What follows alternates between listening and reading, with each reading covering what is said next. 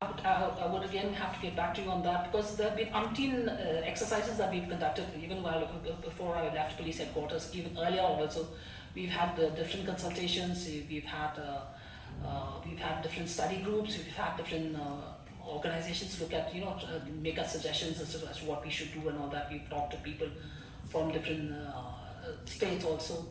The problem with Shillong per se is the fact that we've not been able to expand our own capacity at all. Whatever we had 50 years ago, or more than 50 years ago when we became a state, the number of roads in Shillong has remained the same.